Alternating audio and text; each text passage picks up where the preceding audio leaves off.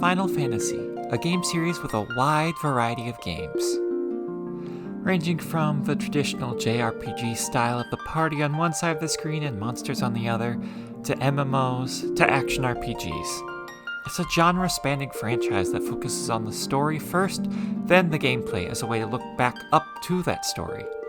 But there is one Final Fantasy that is so blatantly different from the rest of the franchise, it doesn't even get a number.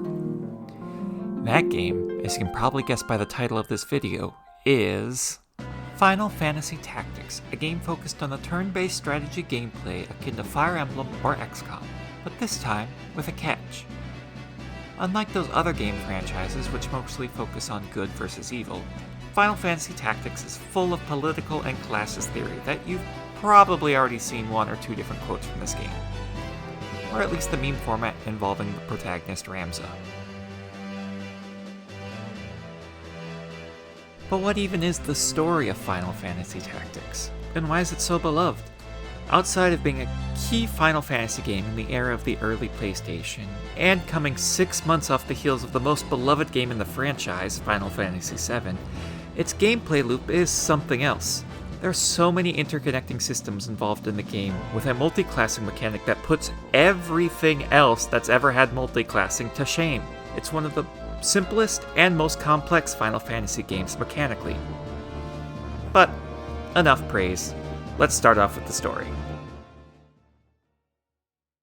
Our story opens up with a brown-haired knight on a chocobo riding towards a church. As the cutscene jumps over to a princess inside the church, we get an overarching narration from a historian long into the future of this world, talking about the events of the War of the Lions. And he's writing a thesis on the true hero of the war not being Delita Harrell, but Ramza Beelv. And thus, our narration ends and we zoom into the church where we find a group of knights and mercenaries trying to protect a princess, as the chocobo riders from the opening cutscene open their attack on the church. The first battle begins. Now, after playing this game for a little bit, as I've not finished the game by the time this video is edited up on YouTube, I can say that this first battle is not my best moment. I should note that it's on the hard difficulty setting, Tactician, because I like to give myself a challenge, and this game is really easy to restart a battle. With that side tangent out of the way, Ramza falls pretty quickly in the battle. Like, 3 times before the game just gives up and lets the NPCs fight the battle.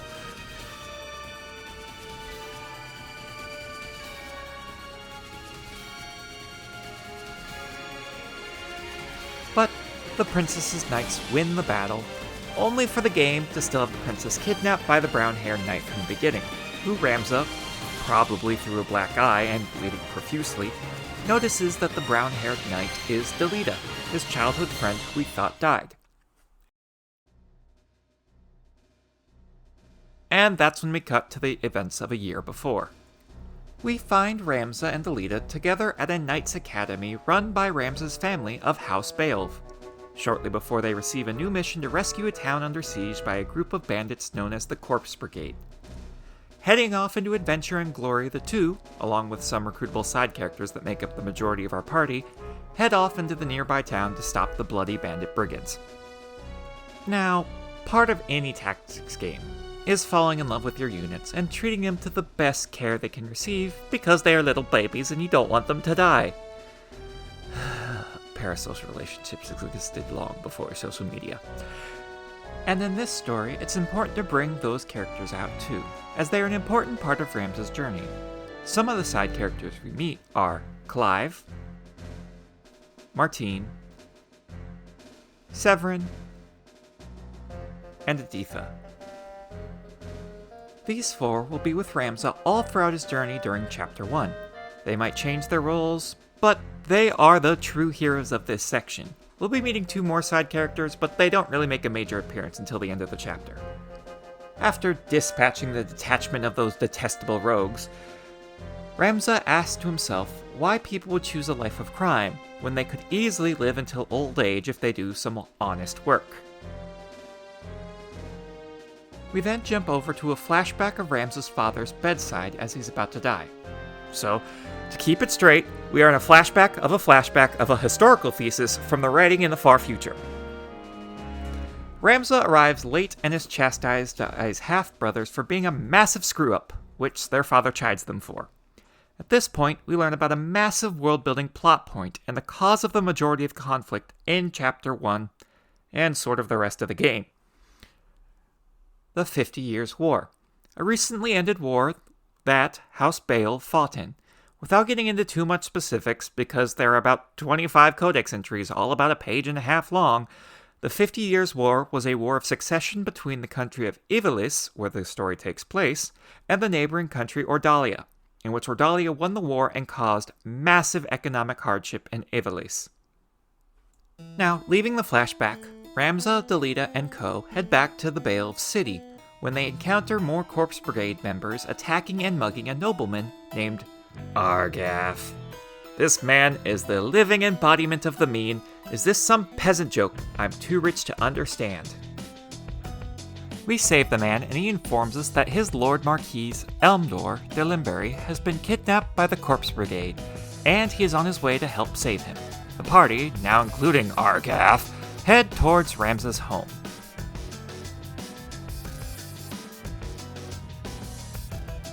We arrive, and Ramza's brother Dicegard, an heir to the Bael house, tells us that we can't rescue the Marquis, as it would be too many resources, to which Argath complains and Dicegard shoots him down savagely! Let's go, Dicegard! I hate Argath so much, and only in editing do I realize this man's not even knighted! I hate this man so much! We then jump to the grounds of the manor where Argath tells us about his house and how it fell in the 50 Years' War to his grandfather selling intelligence to the enemy. We meet Alma and Titra. Alma is Ramza's sister and Titra is Delita's. We also learn that Delita and Titra are commoners, not nobleborn. Zalbog, Ramza's brother who stayed with the Knights of the Bael's Order, informs them that there may be information on the missing Marquis in a town of Dorter to the east, and that guarding a castle is rather boring, hinting that they should go to Dorter. On the way to Dorter, we get waylaid by a group of monsters. Argath and Delita banter, and thanks to the efforts of mainly Martine, we handily take out the monsters. We also learn that the guest NPCs, Argath and Delita, are idiots in battle, as they like to just rush in so that the enemy can move to them and attack where they can only move. This is a reoccurring theme that causes many failed timelines. Not super important, but I thought I should note it. We arrive in Dorter to find a cloak swordsman attacking a Corpse Brigade member, asking about the location of a man named Gustav. Delita informs the party that the cloak swordsman is the leader of the Corpse Brigade, a man named Wiegraf. After the battle, and many failed timelines that caused me to grind for several levels, we finally capture a member of the Corpse Brigade. We now arrive in the cutscene that made me first start to dislike Argath in my actual playthrough. The torture scene. Because this game can't have its political messaging served to us in just dialogue. Argath brutalizes this man by punching him and kicking him until it's revealed that the location of the Marquis is in the desert at the Sand Rat Sietch. It's also during this scene that we learn the Corpse Brigade is split into two different factions, Gustav's and Wiegraf's. But Wiegraf's has a worthy cause, as shown by the dialogue here. I am no rogue. Tell that to the men you've robbed! You nobles, sir, are all the same. You think every man born outside a castle's walls less than human. We fought for this kingdom at the peril of our very lives, yet the moment that the war was ended, you turned us out into the streets. What do you think makes you so special? Birth? Blood? What difference does it make? You kidnap men for ransom, then dare ask the difference between us? No, the Marquis's kidnapping was no plan of Wiegraf's. What? He would never. Hold a man for ransom, such a lowly act. It goes against all we believe in. Then who was it? Someone kidnapped the Marquis Elmdor de Limbury. Speak. If not you, then on whom would you pin the deed? It was Gustav. Who is Gustav? Gustav Margrave, Lieutenant Commander of the Dead Men. At this point, we head towards the desert and Sandaret Siege, and this is where my hatred for Argrath grows. Because of his tactics, not his opinions on poor people, although that helps.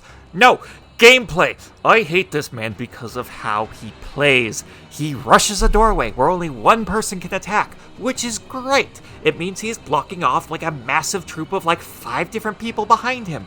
And then, when I move my squishy spellcasters that do a lot of area effect damage into the fight so they can fight from a distance, he decides to run away like a coward, causing the doorway to open up and my spellcasters to die.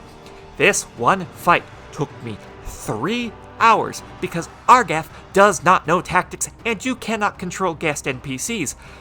So eventually, I learned to just let the man die and focus on the southern front where I can actually survive. And of course, because he's a guest, he doesn't die ever until he dies in story. Ugh.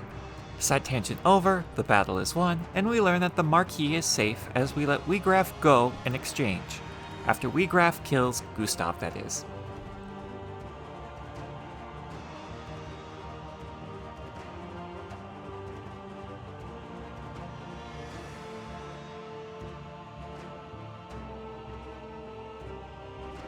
We return to Egros Castle, the home of the Beowulfs, to meet up with Rams's brother again and learn our next objective is to wipe out the entirety of the Corpse Brigade in several combined assaults around the region.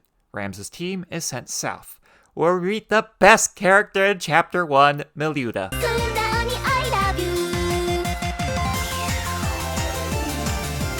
And I'll just play the conversation the group has with her, because of its amazing lines and will make you understand why Argrath is awful. Also, it's important to note because it signals the start of the change in Delita. Remember, the man considered the hero by the people of the future? Kind of important character development happening here. Hence why she's the best. How can you nobles live as you do and yet hold your head so high? We are not chattel. We are humans, no less than you. What flaw do you hold there to be in us? That we were born between a different set of walls? Do you know what it means to hunger? To sup for months on naught but broth of bean? While you wage your wars that you might grow fat, we are made to starve. You call us thieves, but it is you who steal from us the right to live. You, no less human than we? Now there's a beastly thought.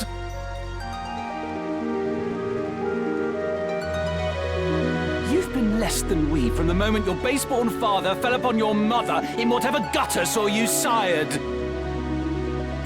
You've been chattel since you came into the world, drenched in common blood. By whose decree? Who decides such foul and absurd things?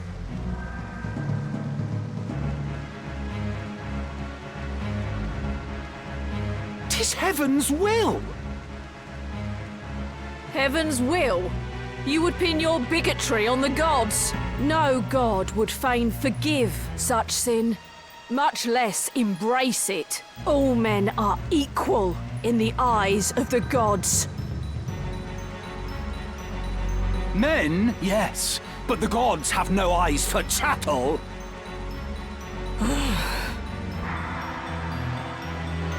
Ramza, is this woman truly our enemy? But since this is a tactics game and a Final Fantasy game, we have to win the battle, which we do. But Ramza and Delita let Miluda go, much to the dismay of Argrath. While we are letting Miluda go, the Corpse Brigade attacks the manor of House Beowulf and kidnaps Titra, and almost kidnaps Alma, but is stopped by Zalbog. After our 2 intrepid heroes return back to the manor and discover that Titra has been kidnapped, Dicedarg says it's impossible for them to go rescue her because she's a commoner. And so, Delita, in a rush and anger, rushes out of the house and manor, with Ramza following. Ramza tries to convince him to slow down, to which Delita chokes Ramza out, which honestly good on Delita. Ramza's kind of a dick, but that's point of character development. Ramza realizes that he's in the wrong and vows to go with Delita. However, Argath over here decides that because Teitra is a peasant, nobody should rescue her and she just deserves to die because Delita is stepping over his place in life. God, I hate Argath. So, Ramza leaves his ass in the dust and goes with Delita to rescue Teitra and lead a rear assault on the Corpse Brigade's hideout in the mountains. As the two head towards the mountains, they camp on the plain south of Egros Castle where they discuss whether Teitra is witnessing the same sunset and how Delita dejectedly accepts his lot in life, before he and Ramza blow grass whistles together, one final moment as friends before the storm comes. And sometimes it's easier to hide and explain our guy love. That's all it is. And it's just a beautiful moment. As they continue towards the mountains, they encounter Miliuda again, continuing to serve, saying that she would rather die by the sword than by chains. Honestly, Queen, pop off. You go for it. I love her so much. At this point, I should introduce our last two members of the party that have been somewhat with us since the beginning. Mansell and Merwin, an archer and monk respectively. Mansell will be getting a lot of the final shots against bosses, whereas Merwin will be taking care of a lot of the boss's minions. Jumping back into the battle, as Miliuda falls, Ramza hopes that they can talk this out peacefully and learn why Miliuda holds such hatred for the nobility. Miliuda acknowledges that Ramza may not have done anything wrong, but it is his position as a noble that causes the imbalance of the world, and that is what she hates. And I just have to point out, Miliuda's voice actress has hatred coursing through her tongue, and I want to praise that performance in every way I can. Oh my god, it's so pretty. Oh, the pure, visceral hatred in her voice. Huh. I hope she gets more stuff. Oh my god, she was great. But it is your place in the world that drives my hatred on. You bear the name Beowulf, and that name is my enemy. I am a soldier of the Corpse Brigade. I will not turn and run. Lay down your weapon, Miliuda. The battle is lost. Sheathe your blade and let us talk. Surely we can find some common ground.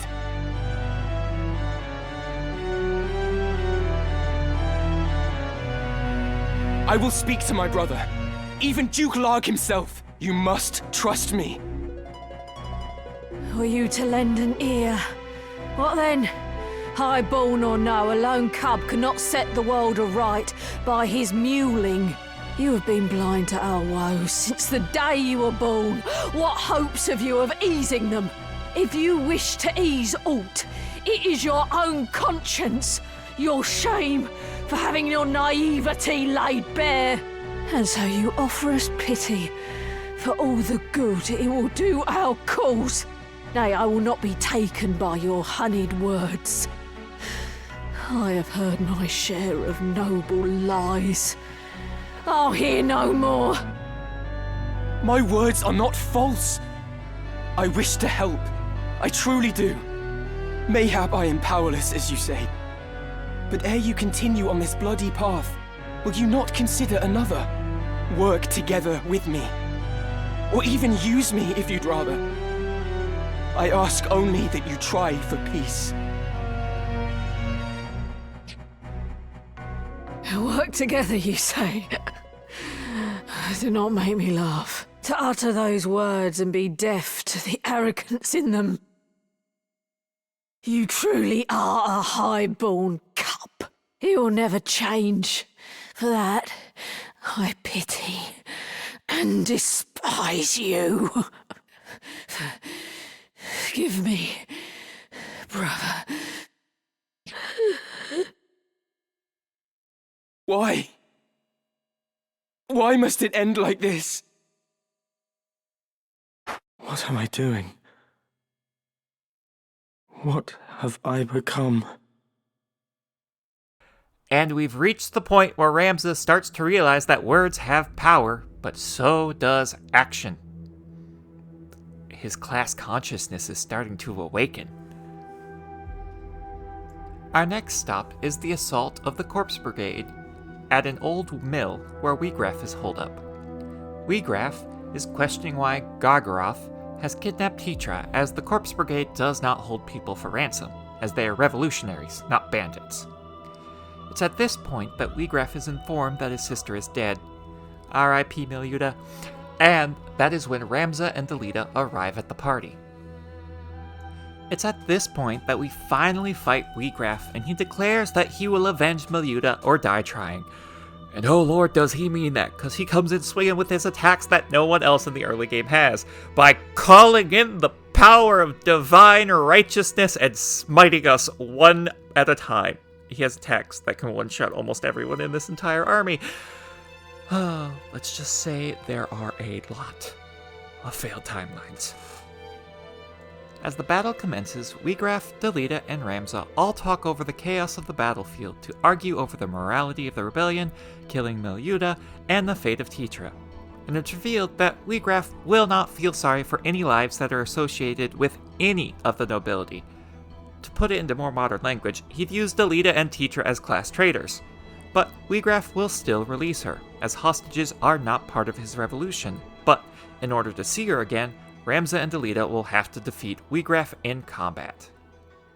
And yet, because this is a tactics game, we eventually defeat this band, and we learn Wiegraf has no principles about avenging his sister, or the fact that he said he'll die trying. No! What does this guy do? He just retreats when he loses the fight. Just when I thought he was honorable. Abandoning his sister's memory like that just because he was losing?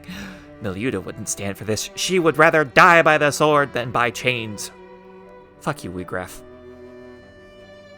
However, he does reveal some important information before he leaves, so I have to praise him on that.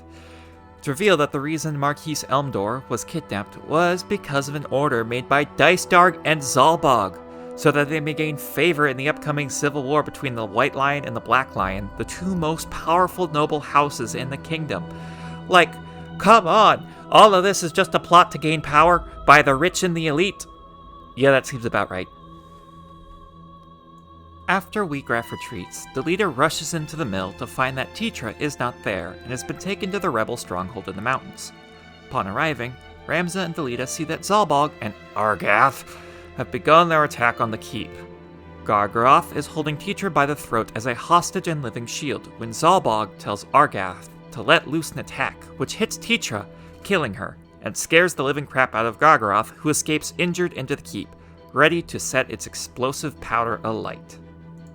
Delita, in a rage, starts a fight against Argath, and Ramza joins in, and after a hard-fought battle, with much debate over Ramza's heritage as a noble and how he is better than Delita purely by birth, Argath falls by an arrow loosed by Mansell on top of the keep.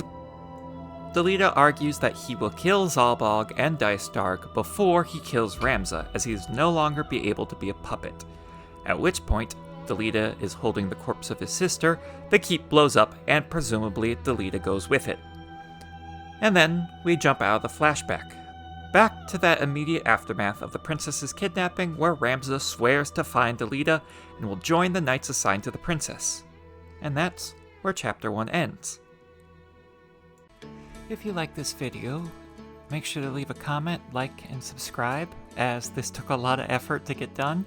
It took me about 40 hours just to complete this first video, and so if you want to see more, make sure to leave those likes, comments, and subscribe if you want to see chapters 2, 3, and 4.